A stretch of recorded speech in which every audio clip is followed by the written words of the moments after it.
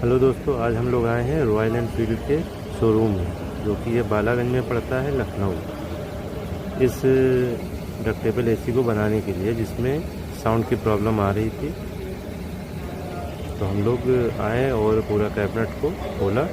उसमें हमने देखा ब्लोअर ढीला पड़ा हुआ था, और ढीले के साथ में इसका नट भी ख़राब हो चुका था। कोई पहले बंदा आया था वहाँ पे, उस नट को टाइट किया, उसकी चूड़ी ख़राब हो गई, फिर उसने मोटा नट लगा दिया, पूरा ही वो ख़राब हो गया। हम लोगों ने पूरे ब्लोअर को